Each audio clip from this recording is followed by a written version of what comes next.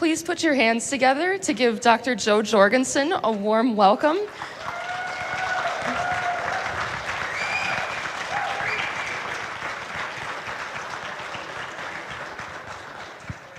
We had the privilege of hosting her here in Wisconsin 3 times last year during her and Spike's campaign, and now she's here to share the successes of her campaign with us. So please give her another round of applause. And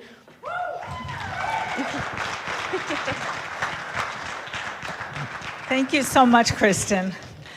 It is so good to be back in Wisconsin. You guys treated our campaign so well during the campaign season. Thank you for being so welcoming. Yes, go ahead and applaud yourselves. That's awesome.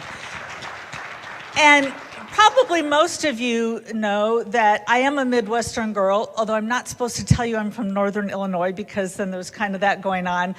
But I'm now a Clemson Tigers fan instead of a Bears fan, so maybe that helps. And by the way, my sister married into the Wisconsin family. She lives in Wisconsin, and her husband is the biggest Green Bay Packers fan. So yeah, I feel welcome here, so thank you. You guys have been great. And I'm just so glad to be able to come and tell you about the 2020 campaign. Oh, and also I should mention, your state was actually the first state that I picked up the phone and called and said, hey, do you need to speak? Actually, okay, I texted. It's even though I'm old, I've joined that. So you're the first state that I texted to say, hey, do you guys need another speaker? So. Now, we all know in the Libertarian Party that the media are not our friends. And I have a somewhat humorous story about that. One of the places we went to was Alaska, which I absolutely loved. However, I went straight from Florida to Alaska, did not have my coat, and I ended up, and all of my speaking, I think all of my speaking engagements were outside. I can't remember any indoor ones. And so I'm outside in Wasilla. It's like 42 degrees, drizzling, and I'm wearing like a thin summer coat. Like I had fewer clothing on than what I'm wearing now. I was freezing, but I smiled through it to tell everybody about liberty. By the way, even the people in the audience were wearing their big Alaska coats with the hoods. So after Wasilla, then we went down to Ketchikan and Juneau, where it was much nicer temperatures. So after the Alaska trip, Jess Mears, the deputy campaign manager, said, hey, would you like to know what the Alaskan paper said about you? And my question was, well, do I? And she said, so the second to last line in the article was, Dr. Jorgensen said she loves Alaska and she would move here if it weren't so cold. Then the next line, today's temperature was 72 degrees. It's like, okay. I wasn't talking about Ketchikan, I'm talking about Wasilla, which I was there 2 days ago. So we can't even count on the media to keep us looking good when it comes to the weather. So that's what the media does, so we just have to work around it. And that's what we did with our campaign. So the first thing we did was we went to social media and started a social media campaign. If we can't get on the big media, then let's go around. More on that in a minute. The second thing we did was,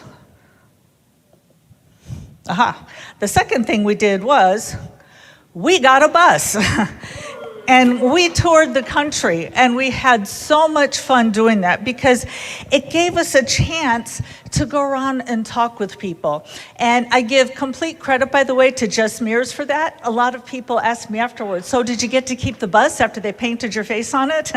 And I said no, so it turns out they shrink wrap plastic. And Jess knew all about that and looked into it, so I'm thankful to her. But I gotta admit, I felt a little guilty because Gary Johnson, with his $12 million campaign, was out there in the little RV. Well, we're driving around in a big bus like that.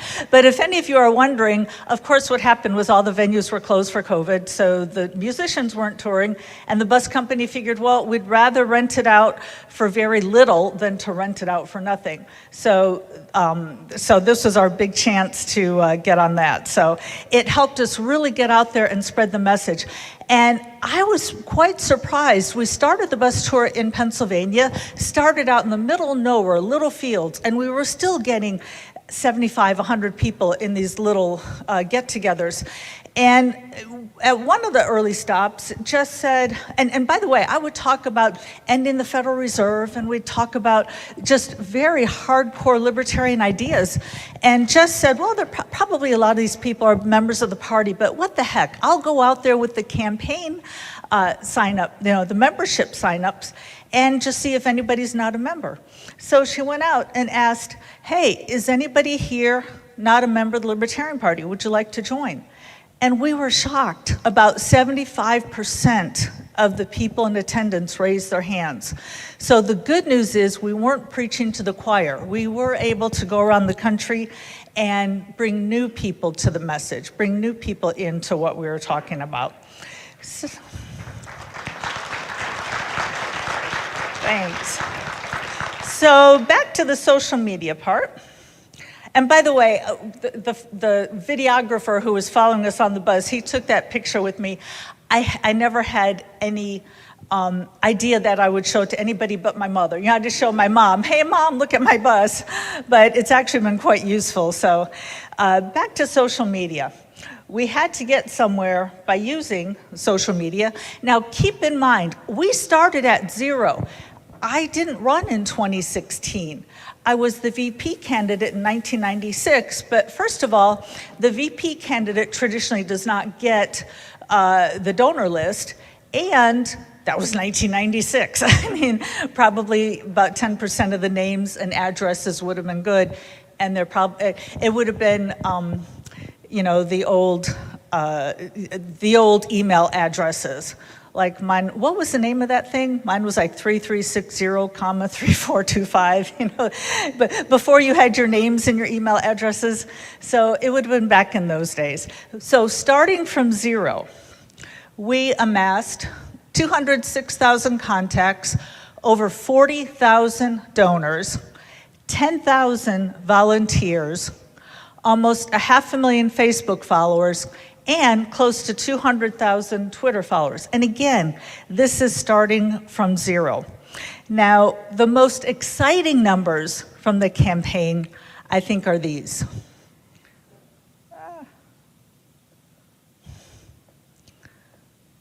I'm not sure why that's doing that.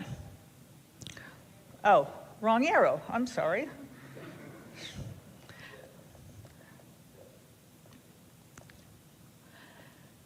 Approximately 75% of our donors and 70% of our volunteers were new to the LP. It was amazing. So it wasn't just people saying, hey, I'm willing to vote for you. It wasn't just people saying, oh, this is interesting. It was people who felt strongly enough about the message that they actually started working for the campaign and not getting paid. So that's what I'm most proud about. So we weren't preaching to the choir. And we've got a long way to go with education. We were at one fuel stop with the bus, and there was somebody who was coming out of the store who saw the bus and said, oh, like, that's you on the bus, and asked me, so what are you running for? And I'm president. And he said, oh, well, who are you with, Trump or Biden? And I said, neither, I'm running for myself. And it was like, you mean somebody can run against them? Yes, and I am. And he said to his friend, hey, come on over here and get a picture of me with the person I'm going to vote for president. And so it did help get the message out. One thing that I'm very proud of is we have the second best presidential numbers in the history of the Libertarian Party, and we did that without watering down the message. We didn't water it down on immigration, healthcare, the Second Amendment, the drug war. Not a single one. Our platform, our party platform, has been a constant for almost 50 years now, that it's for the rights of the individual and against government control.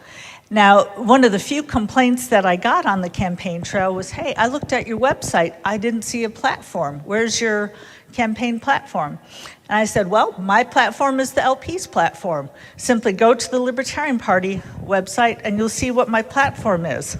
So what this tells us is that our ideas work, that we can run on our ideas, that they are good enough, that we don't need, for instance, somebody with a celebrity status that we've had in the past that has backfired, that we don't need somebody with a throng of Twitter followers, a top 5 podcaster, or somebody elected by the opposition who might have baggage. That our message is good enough that if we can present it in a way that people respond, we can spread the message of liberty. And that's, thank you. And that's what we did. In fact, Kate Prather, who was great on the bus, she was the one who at the end would say, okay, everybody reach deep into your pockets. This bus runs on gas and we need to buy more of it. Anyway, she also did the Q&A. And so a lot of times if somebody would ask about the Second Amendment, I would give my very libertarian answer without compromise at all, as we've heard some candidates do. And afterwards, Kate would say, so, Joe, rumor has it you have an AK-47. Is that true? And I would say yes. And then everybody in the audience would clap and cheer. And then I would explain to them why I have an AK-47, the fact that I have never shot it, the fact that I only bought it because Bill Clinton told me I couldn't have one, that Bill Clinton told me I couldn't have an AK-47, so the first thing I do is go out and buy one. People in government still do not understand how the human brain works. So, also, staying on topic with the platform, I was running for president. The president only deals with federal issues. And I stuck to my guns. I stuck to my libertarian guns with that. The biggest story, if you'll recall, at the time was the whole defund the police movement, right? So it would have been really easy for me to give my opinion on defunding the police, but I didn't. I said, I'm running for president. The average American should never, unless that person belongs to the military, should never have any direct contact or be directly affected by the federal government, whether it comes to police, education, healthcare, and so forth. And so above all, I tried to get that message out, even though it might be tempting to talk about some of the local issues. So I made the point not only to spread the libertarian message, but to spread the message that we need government out of our lives, and the federal government has taken over too much of our lives. Also, thank you.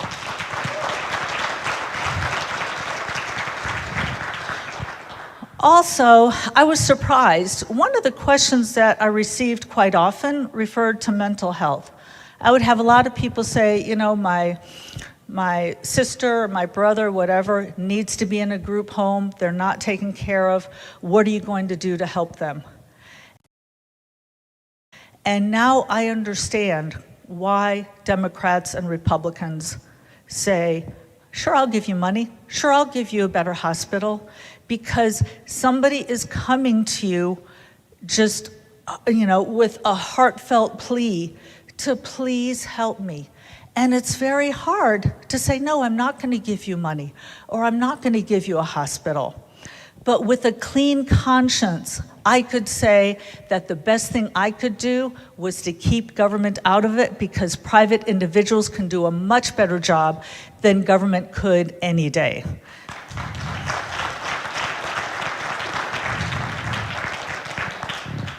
And that's why our ideas work so well.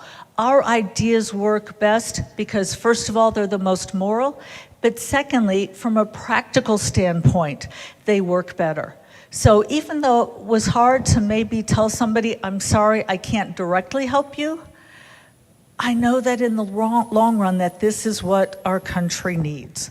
We need somebody to spread the libertarian message. We need to have our country go to where we have individuals.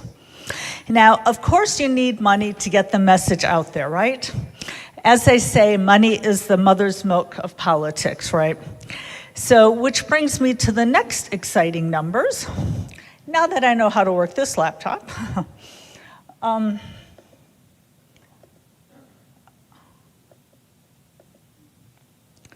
So, I would like to go over cost per vote for all of the elections since 1976. By the way, we did run somebody in 1972, but we were only in 2 states, so those numbers don't make much sense.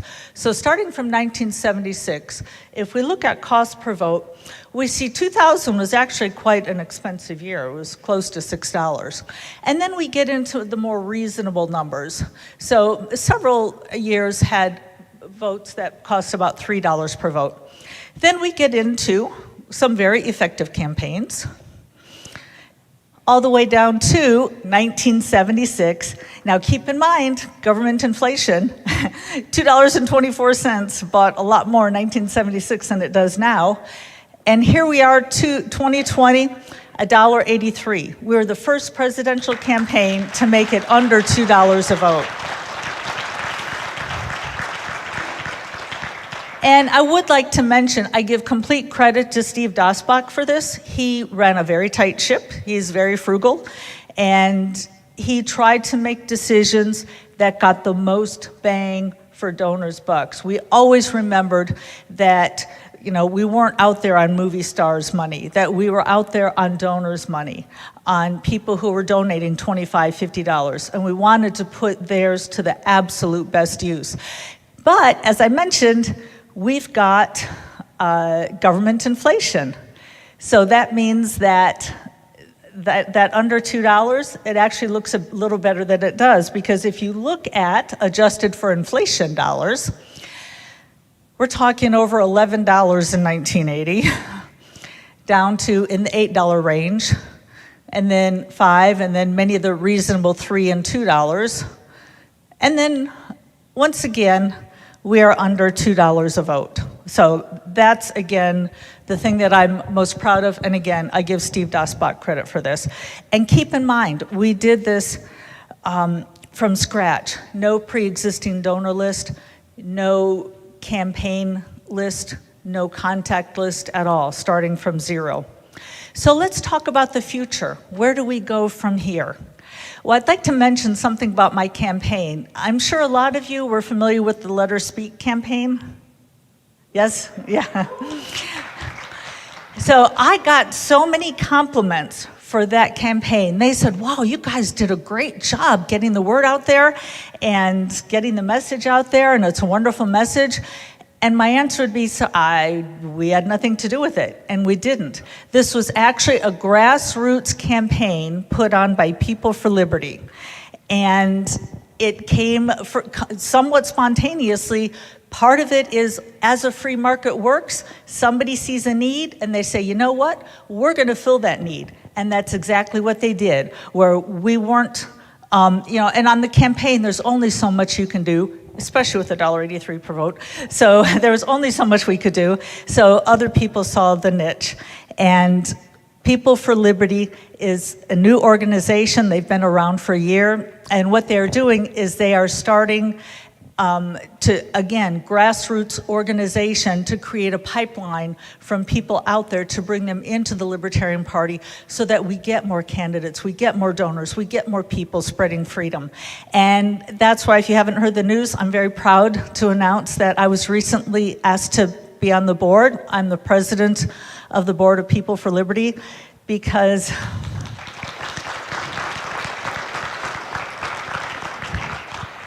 one thing we have to do is we can't just wait and every 4 years let the media define us. We've got to grow the movement larger so that people People know that there's another option. In fact, somebody came to me after the election and they said, you know, a friend of mine came to me after he voted and he said, I went to the ballot and I saw Trump and Biden and I saw another name, Joe Jorgensen. Who's he? And so the person explained who he was. So what we're trying to do with People for Liberty is spread the message to work in addition to the Libertarian Party so that every single person, when they go to the ballot in 2024, they're not surprised to see another option. And I'd like to point out that the People for Liberty, because again, one of the problems that we have is if you notice politicians, they will say, okay, we need to spend more money on whatever, on healthcare, on education, and if we need to put more dollars here. And the hidden assumption is that if government doesn't do it, it doesn't get done. And it's up to us to show us in our daily lives, not just through our voting, but our daily lives, how things can get done without government. That we don't need government in order to do what's right, in order to help our fellow person. So May 1st, which by the way is my birthday, total coincidence, is People for Liberty's National Libertarian Day of Service. And if you're interested in checking out People for Liberty, it's people4liberty.org. Last, one thing I was surprised about, as I mentioned, we had new donors. We had a special ticket that you could buy at our events where, and it was something like $250, it wasn't cheap, where for $250 you can come onto the bus and chat with us and take a tour of the bus. And I was surprised at how many people who came on the bus hadn't even heard of me 3-4 weeks earlier, but they heard our message and they wanted to join. And so one guy, I asked him, I said, well, how did you didn't know who I was 4 weeks ago, you'd never heard of the Libertarian Party, how are you here? And he said, well, a friend of mine would always put these memes and Facebook things about the Libertarian Party and about you, and it was so annoying. And finally, after weeks or months of this, I finally decided just to click on it. So when people ask me, what can we do to grow the party? I would say my first answer is to check out People for Liberty to see how we're going to help the Libertarian Party. But secondly, I would suggest know your friends and see where you can move them from there. So thanks so much. And I'd love to take questions if, I'm not sure where their master of ceremony is. I guess I've taken over, so I can just, let's go into Q&A. Nobody has a single question? Thank you. Aside from running for office, within a small town libertarian, I'm really new to this. I've never been involved in the political party. What can I do personally to advance our message? Yeah, a lot of it is, first of all, to be sure to tell your friends and family. And if you haven't done this yet, let me warn you, the family is usually the harder sell. So you may want to start off easy and talk to your friends first. But spread the word, put it on Facebook, join one of our groups. And I've been pretty surprised at how much People for Liberty has grown, how we've got 5,000 people in the military group, 8,000 people in the Second Amendment group. By the way, she doesn't want to be introduced, but this is Lauren who helped. She was the kind of the driving force behind the Let Her Speak campaign. So, and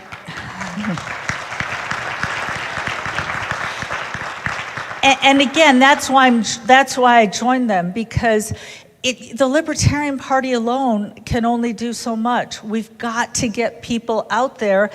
And also, let me point out, if you've ever been in sales, and by the way, I have. My first job after I got my MBA was I was a salesperson for IBM. And I think that, first of all, that's the way that you need to approach libertarianism, is not talk about what you want, but to try to sell the person, that find out is that person interested, and this partly answers your question, is this person interested in healthcare? Are they now screaming because they want their kids to go back to school and their kids can't go back to school? and explain to them how the Libertarian Party believes that education is a local issue, and that one of my pledges when I was running for president was that I was going to get rid of the Department of Education as soon as possible, because the needs of rural Appalachia are different than the needs of downtown New York City, different than the needs in Wyoming. There's no reason to have a national government. So find out what the people need. But the second thing is, if you can engage them in a non-combative way, you know, if you're looking for a car and you're buying a car and you go to the dealership, you're almost kind of on the defense, because this is a salesman and you know that this salesperson is trying to sell you this car. So again, if you can come at it from a community standpoint, as opposed to I'm here selling you for the Libertarian Party, then get them won over to our ideas. Did that help? Okay. Yes. Hey. Thank you so much for your campaign and how you work with personally. So I think one of the greatest things and one of the most beneficial things for me when I was talking to other people about the party was your discussion about how your grandmother was an immigrant Yeah. that shaped your immigration policy. And how you made, the reference to your health insurance, your car insurance, your using social media to look after yourself. So I just wanted to thank you, and I think that's one of the best things that you did was really take those high level, policies and actions and bring them to the personal level that everybody can really relate to and understand. And it makes the most of it. Well, thank you for that. I'm not sure if all of you heard her. Well, it wasn't a question, but it was a compliment. Thank you. But I would like to speak to it. And yes, I am a teacher, and it's my job to take abstract, difficult ideas and make them simple. And by the way, part of that isn't just me being a good teacher. Part of me is I was diagnosed in my mid-30s as being severely ADHD. I was actually not a very good student. I struggled. And so it's me saying, okay, how can I put it in a brain that I can understand? And actually, I do teach. I've got a PhD in psychology, and I consistently get good student ratings. And students say, yeah, I've never understood this before from the other professors, but she made it make sense. But let me mention something specific, and this kind of goes to your question too. We know, and I'm going to put on my psychology hat for a minute. We know from cognitive research that the brain handles concrete things better than abstract.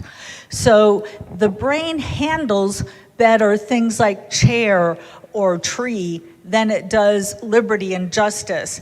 And also the second part I want to mention is people are afraid of uncertainty. You may have heard, psychologists say that people are afraid of change. Actually, that's a myth. That's not what the research shows. It's not the change that people are afraid of, it's the uncertainty that goes with the change. So if we just go around and say, open borders, people are like, I don't know what that'll look like, and are they going to overtake our country? So I would give a specific example. I would say, I want the borders to look like when my grandparents came over, when they immigrated at the turn of the last century. And then people realize, okay, so it's not new, it's not scary, it's not uncertainty, it's something we've done before. Okay, so I try to put it in concrete terms that makes it easy to understand and frankly not scary. Yes?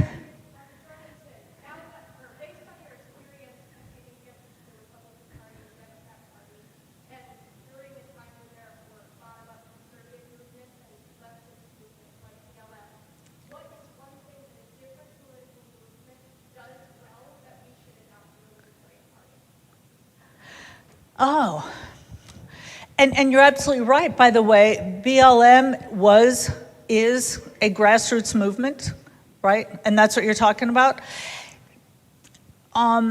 It might almost sound like People for Liberty paid for you to ask me that question, but they didn't. And like I say, if you come as a representative for the Libertarian Party, even as a candidate, Like I said, it's people look at you as, okay, you're a salesperson trying to sell me something. But if you come as just, hey, I'm somebody who believes in liberty from an outside movement, then it's less threatening. And again, this is in addition to the Libertarian Party. Thanks. Yes?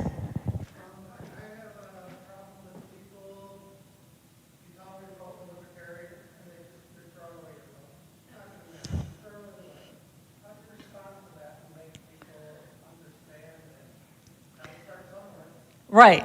Yeah, and here's how I handled that with Trump and Biden. First of all, the first thing you want to do when you try to persuade somebody, when you sell somebody, you don't want to just be combative and say you're wrong. So when I would talk to Trump voters, for instance, I would say, I completely understand why you voted for him in 2016. He came in, he said, I'm a businessman, I know how to get things done, I'm going to cut the budget, I'm going to, but look what's happened. And I would ask somebody, a Republican, for instance, do you want a budget? Do you want a deficit? Do you want a debt that's bigger than what Obama gave us? And if they say no, then it's like, well, why would you vote for that? Let's send a message. And for Biden's people,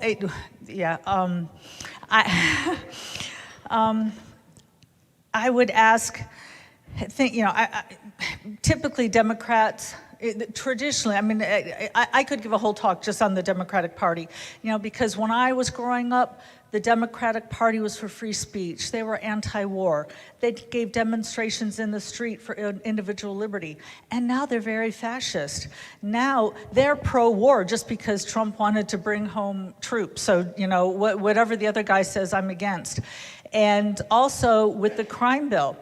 And I would talk about, hey, do you like us being in wars all around the world? Do you realize Joe Biden is a war hawk and basically got us into many of those? Is that what you want? And so if you want that, then go ahead and vote for more of it. So, but you're absolutely right. You've got to start somewhere, and you've got to ask people, vote for what you want. And keep in mind, this is pretty good authority that I got it on. Somebody told me, so our bus tour, which started in Pennsylvania, somebody associated with the campaign told me that the bus company, the owner, whoever, told somebody on our campaign staff that Donald Trump Jr. had gone to him, wanted to rent a bus, and wanted to basically follow our trail. And luckily, the bus driver was libertarian enough to say no. I can't believe he turned down those dollars. But I would also say the more you vote libertarian, at least the more we can scare them and get them to do what we want. For instance, the Libertarian Party has been able to affect change just by getting it in the topic. And notice how much more anti-war Trump became after I started spreading the anti-war message. Did you notice that? He didn't talk about bringing the troops home to any large degree until we were on the campaign trail. We know they were watching our campaign because they wanted to follow our bus tour. And as my message got out there, his message changed. So if nothing else, if you like your Republican representative, how about voting Libertarian to scare them into doing the way they're, doing what they're supposed to be doing? Same with Democrats. By the way, sorry, I just showed you with that last answer that, yes, I really am a college lecturer. Yes, I really can give you a very long answer.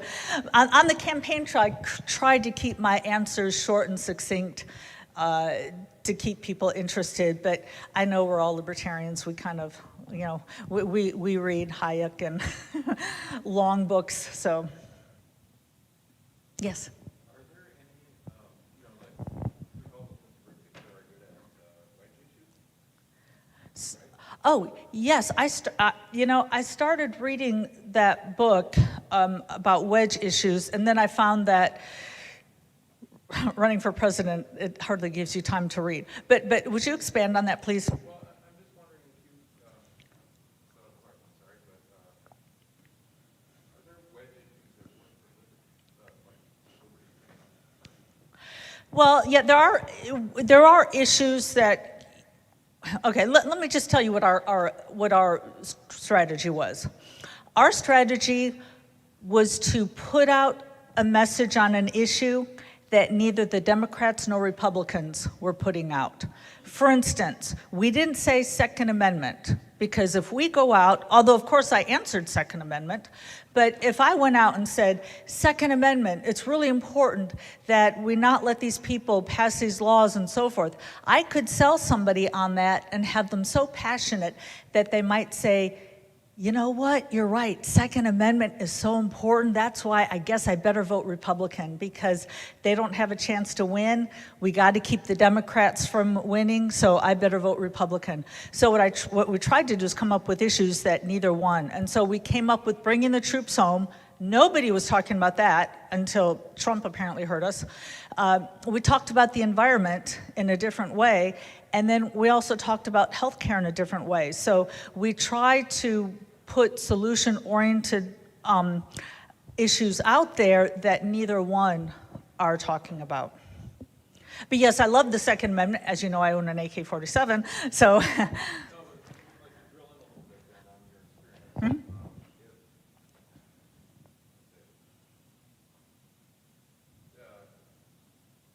Both parties, major parties, quote unquote, are mixed up, right? Like, don't make sense on their own terms. Do you mind if I reply to that for just a minute? Yeah, he was saying both parties are all mixed up.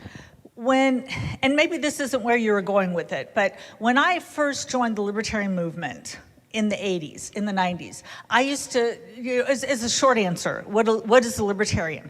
I would say we take the economic freedoms from the right, and we take the social freedoms from the left, and we take the best of both worlds. I can't say that anymore. I don't say that anymore, because now, and by the way, if anybody noticed, in the third presidential debate, their debate, we saw that, not a single question on the debt, on the budget, on the deficit, nothing. And notice Trump wasn't talking about it. So the Republicans now, they're not even trying to hold down spending, and the Democrats are not for individual rights anymore. So and notice, I mean, it was almost, it would be humorous if it weren't so sad that Trump was talking about bringing some of the troops home, right? And then you hear Nancy Pelosi and the Democrats say, oh, we can't bring the troops home, it'll leave us open over there. And I thought, since when did Democrats become such big war hawks? Well, it's because Trump was the other way. So basically, each party is not the other party. Although that's also the military-industrial complex, which I wrote a detailed article about that. I'm still not answering your question, I know that.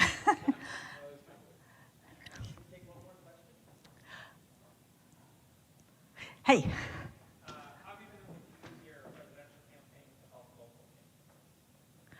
local? Well, what we did and I've got Joe Bishop Henchman here, so he can vouch for this.